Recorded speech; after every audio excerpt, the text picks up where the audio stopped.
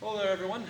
Sorry it's been a bit of a delay. We've all been working really hard on the summer reading program videos, so I haven't had a lot of time to record other videos, but I figured it'd be a good opportunity for me to go over some of the newer acquisitions that either myself or the school or people in the school have gotten, and kind of talk in detail about a couple of them. So, first one we're going to talk about is my new Plunderhosen, because they're awesome. So, Plunderhosen, or the poofy pants as a lot of people talk about, are the apparel that would have been popular around Myers' time, so we're talking the mid-1500s. They come in various different shapes and sizes. Sometimes you'll see these, which have just 10 slashes, a little bit of folding here so it gets that nice sort of ripple effect. Some that go below the knee, like mine, some that stay above the knee, some that change pattern. Really, any sort of like poofy you could come up with, people were kind of doing at the time. But these are made by High Heel. They're a company in Spain, and I've wanted a pair of these for a long time, and High Heel is really good to work with. They've made this out of modern materials so I can fence in them and not feel guilty. It actually has a pocket on the interior so I can stick my phone or my wallet or something in there, which is super awesome because when I sit down, the pocket moves over to my hip so I don't get that pushing into my nerve and cause my back to hurt.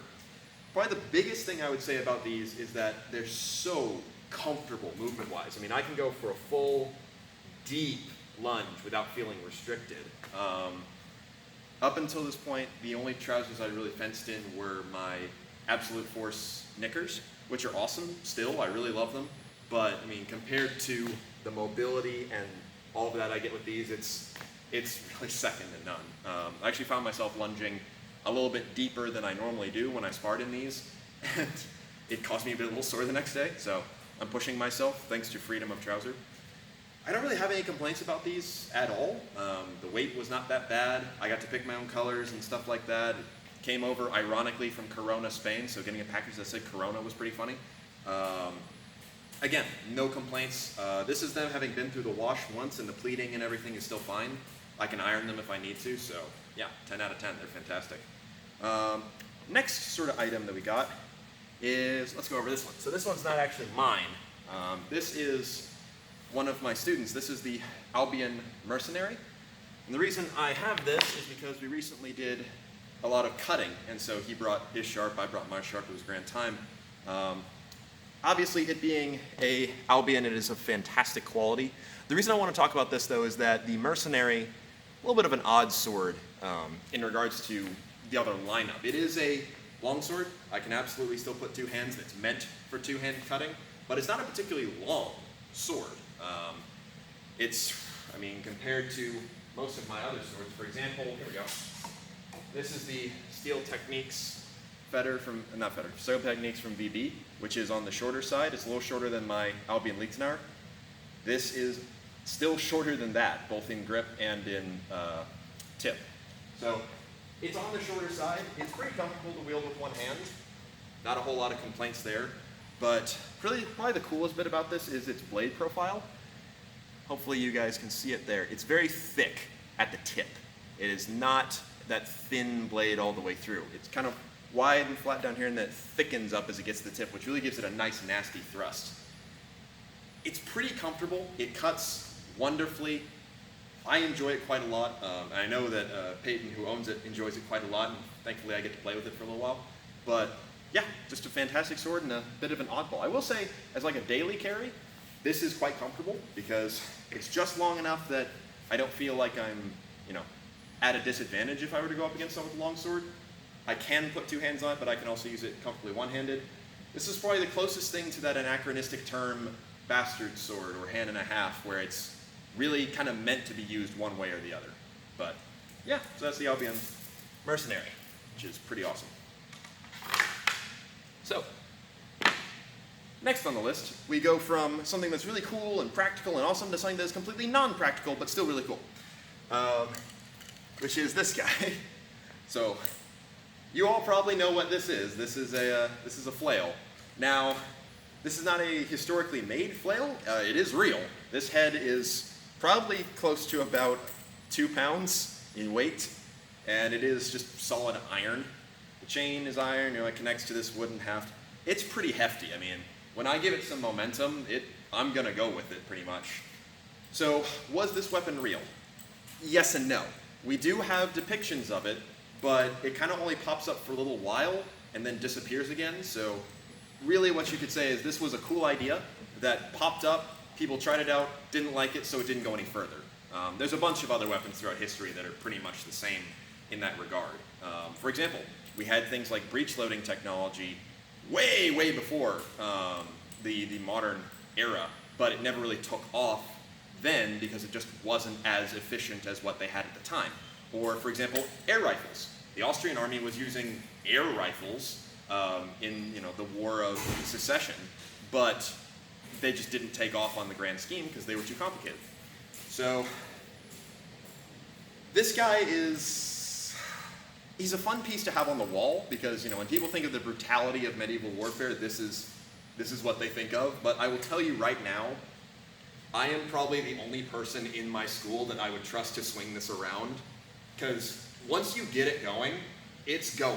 I mean, you cannot stop this very easily, and if you hit something, it's either burying into it or bouncing back. I did throw on some armor, and I hit a tree with this, and I was fortunate that it stuck in the tree, but I'm not going to lie, I maybe wet myself just a little bit. So yeah, it's just a cool thing to have on the wall. Occasionally I'll break it out and I'll do some just sort of large sweeping cutting patterns, but I'm always worried it's going to fly off, not going to lie. Now, you do see flails of the two-handed variety. You, of course, see agricultural flails, and you'll even see basically this, but longer, and then the smaller heads and 3 chains. That is a thing that was used in Spain. So flails did exist, just this is the one everyone thinks of because it's brutal. Anyway. Okay, so this should be weirdly intersected in the midst of my talking, but I forgot to go over 2 items because I'm smart. So, first one is this guy, which is a training dirk from Purple Heart Armory. They have been making synthetic weapons for a while, and they kind of started just making synthetic weapons of like all shapes. I have also used a Xiphos at WMAW. So this one is meant to mimic a dirk, so it's quite long, goes all the way down to my elbow, so I can do the full cover if I need to. Minimalist hilt, no handguard even. Very short handle, which fits very comfortably in my hand. I am tempted usually to do the thumb on the back grip, which gives me good leverage.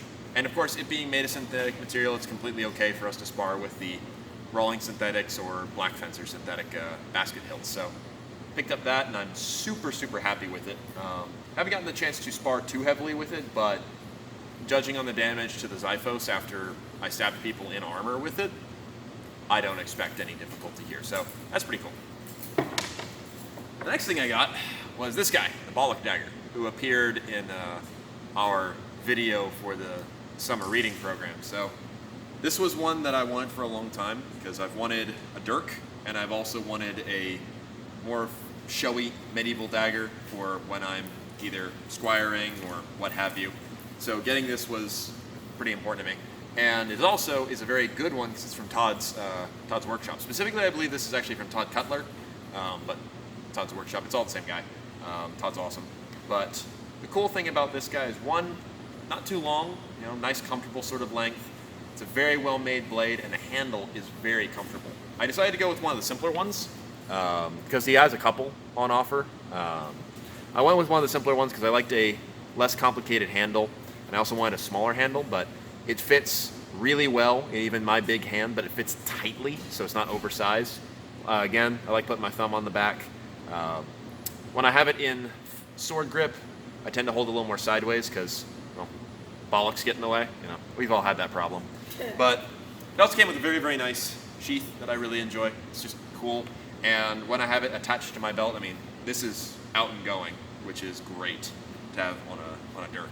But anyway, back to me from the past talking. Again, on blunt objects, this was a gift from my folks recently, which is my little nightstick, or billy club. So this guy they just picked up in an antique shop. I have no idea how old it is. My guess would be probably about maybe the 60s, maybe the 50s. It's just fun for cudgel work. I like to pull out Bob and just set upon him with this. It's just a fantastic little guy. It's on the thicker side of nightsticks and billy clubs. It's not all that heavy. I can't tell what sort of wood it's made out of. My guess would be probably maple. It's all one piece. The handle is very, very comfortable. It's actually got a killer thrust to it. Doesn't hurt my hand at all when I jam it into Bob's solar plexus. Probably hurts Bob, but you know. So yeah, just a lot of fun. Good to work out with. Last blunt object would be this guy, Dusak.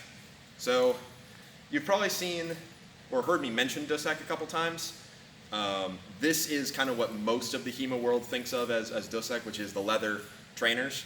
Pretty much everybody ends up sparring with these at one point or another, regardless of if you study Dusak. Heck, even if you don't study anything one-handed. You put this in somebody's hand, and they will figure it out. This is kind of the universal one-handed weapon trainer. Dusak tournaments are so much fun. Just playing with Dusak is so much fun because you can pretty much do it in the gear I'm in if you're very careful. Throw on a mask, you're actually pretty safe. But Dusaks were made of metal. This is just the training variety and what we all mostly use in practice. The newer models have a bit more of a cutout here, and they sort of come down and then have a thinner blade. I always like this older version a little better, so I got to pick it up secondhand, and it's just great fun. I wish more people here in the school had them so we could spar more often. A couple of people do, but that's that guy. Now, let's talk about some other swords. So, one of my more experimental acquisitions has been these guys. So these are Hanwei Hutton sabers. So a Hutton saber, or the Hutton pattern saber, or gymnasium saber as a couple people refer to them as, are kind of the main training sword for the Victorian era up into the 20th century. And even a little past. They're kind of the fully evolved form of an infantry saber. And if you look here on the back, they have, I can't remember what the word for that is, but I absolutely adore it, the sort of cross-hatching. They're very comfortable. Your thumb goes right there. It sits nice in your hand, and I have great control. They're not particularly heavy. I can cut very comfortably, guard very comfortably. They still have a good balance, though. So the reason I grabbed the ones from Hanwei, because I normally don't like Hanwei all that much. It's great on a budget, but not necessarily anymore, because there are better makers out there. But the reason I grabbed these was because I wanted to get a pair of sabers pretty cheap, and so I went with these. My only complaint so far would be the tip is a little bit dicey. If you're wearing gear and, you know, just be nice with your thrusts, it's no big deal. These have a lot of flex, which is nice. You know, no problem whatsoever. The edges are a tiny bit thin, so I imagine with a little bit harder sparring, they'll probably chip. I can take care of that. I was pleased with the balance. I got to handle the one from Purple Heart, and I've sparred with the one from Purple Heart, which is, I think, made by VB. It's a little bit more comfortable, but these are a little bit lighter, so rather good for newer people. But yeah, I'm pretty happy with these. We're going to keep playing around with them and just getting into saber fights. So these were pretty good. Now, the other sword that I got, and this was for me, was this guy. I finally got myself a side sword. So, haven't talked much about side swords before. I think I've mentioned the Bolognese tradition once or twice. But the reason I got this guy is because I'm really looking into delving into Meyer's rapier. And I wanted something more similar to Meyer's rapier without having to shell out a lot of money to get one of the replicas by either, what other name? Come on, brain. Arms and Armour, that was it. Even though that one is really, really good quality. But this is also just my favorite hilt style of the period. I love these big, thick, sort of almost diamond-like rings, and it's really aesthetically pleasing to me. So this is from Kingston Arms, a company I'd not actually heard of before I saw this. I was hemming and hawing a lot about buying this, but so far I'm pretty happy. I haven't gotten to test it at full play yet, but the balance is pretty good. It's chunkier than I thought it would be. A lot of the weight is kind of down here because the pommel's a little more significant, but it lends itself into cut and thrust quite well. I'm actually quite pleased with how it feels when I take my hand off, my finger off the ricasso and just hold it, you know, in a standard sword grip. It's still quite comfortable, so it's nice to have that option because some side swords feel just really weird if you take your hand off of that. And we do have depictions of people fighting just like that, or not putting their hand on the finger around the ricasso. Other design choice I really like about this is it's got the leather right there. Just a nice quality of life thing, because anyone who's owned a rapier can tell you that's where all the annoying rust gets that is just a pain to get rid of. So yeah, like I said, I'm pretty happy with it. It's a little bit heftier. I'd say it's a bit like my I'll be in Marksbrüder Messer, so probably something I'd only recommend if you have some good control and you're sparring in a calmer setting at first, at least. But I'm going to be testing and abusing and loving this guy, I think. So that's fun. Now, fun project that I showed when I went over my whole collection, but now it's all the way done, is we have finally finished painting my rotella. So my girlfriend painted this, and she did such a just fantastic job. Obviously, we're Rocket City HEMA, so I wanted to incorporate space in some way, shape, or form.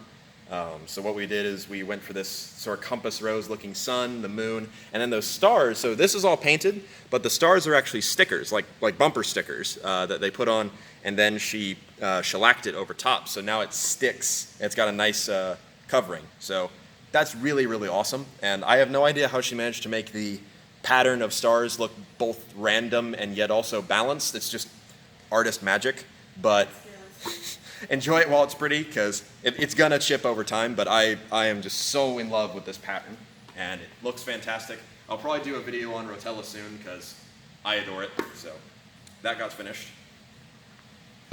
Now, some other little acquisitions. Probably one of the coolest acquisitions I got recently was these guys. So this is a set of VAM braces that have gotten turned around. There we go.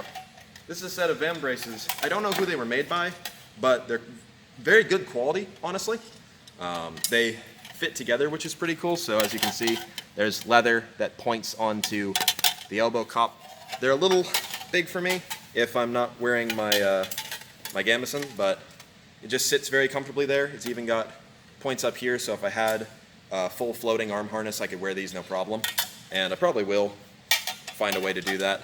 But these are just super well made, and I have a pair of them. Technically, they belong to one of my guys who contributed them, but he's like, I'm still building my armor, so just keep it at the school and use them, because he's awesome like that. So these are honestly pretty cool. I'm a big fan of these, especially because I wore a pair of elbows mimicking this shape that were like huge. So it's nice to see them a little bit more properly proportioned. Speaking of arm harness, well, I'll get to that in a second. The other thing I got with those, because the guy I was buying them from was SCA, he had a couple other armor pieces he wanted to get rid of. I got a placard, which I don't have here, that I'm going to turn in, I'm going to attach to another breastplate and make a more full-size breastplate, probably for myself. But the other thing I got was I got this pair of legs, which I didn't expect these to be this big, so they're like lengthwise for me, but I need to do a lot of squats to be able to fill these out. They're not fantastic. They're, you know, I've got these legs for $100, and I'd say they're definitely worth $100, but they're also used. So I'll be cleaning these up a little more, replacing some of the rivets and stuff, and they'll be a great addition to the school armory. So, you know, don't knock cheap armor. Sometimes, if it's, as long as it's, you know, decent quality, getting some cheap armor at least gets you into things. You know, just having some loaner armor around for the school makes a difference. Speaking of which, here's the other sort of acquisition that I got most recently, which is these guys. So these are jack chains. What are jack chains? I've never heard of that. Jack chains are basically poor man's arm harness. So the idea here is that I would point it onto the top of my shoulder, there's on my elbow, and then there's on my wrist. And these are actually pretty good for my length of my arm. Obviously, they don't protect you near as much as full arm harness, but they're very, very cheap to make. Sometimes you'll see ones that have full elbow. This just has a plate, but it points directly onto you. Sometimes you'll see these are larger, or maybe this is larger, or even just a full VAM brace like what I just had. But I got these because they've been back ordered forever on Cult of Athena. I saw they weren't, and they were super cheap, like $60 I think for both of them. And I was like, you know what? I'm gonna get a pair, and I'm gonna, you know, see how people like them. Because in Armor is Worn, if you don't have a lot of armor, I'd totally point this over your normal HEMA protection, and that'd do pretty well, rather than trying to throw a male shirt on. So, you know, it can save you from a cut or two, for sure. But you don't see jack chains a whole lot, and so I think they're actually pretty cool. So last acquisition that I got was I got this Archer's Salette. So this is designed off of some of the images we see of Burgundian archers. It's pretty much just a sallet without the visor. It has articulated back here, which is kind of pointless, but they went for it anyway. It also has a thicker front plate. It's got a second plate over top, which is also partially articulated. Again, kind of pointless. But the main reason I got this was because, one, I got to send my helmet that I've graciously borrowed for a long time back to its original owner because they need it. And in the meantime, I need something to train weight-wise. So I'll be throwing this guy on for a while just for sake of posture training. I also am hopefully soon going to do a video where I shoot our warbow in as much armor as I can wear. So having a helmet that I can pull all the way to the corner of my mouth is going to be pretty useful. But you'll probably see that on gear hikes and things like that. But otherwise, as my hair goes wild, those are some of the new acquisitions we got and a little bit about them. But hopefully you've enjoyed this, and I'll get back to talking about other things and techniques and stuff soon. The next video I'm probably going to do is very, very bare bone basics, and then also my advice if you were going to get into a sword fight tomorrow, what I'd tell you. So expect that, and thank you very much for watching. We'll talk about other things another time.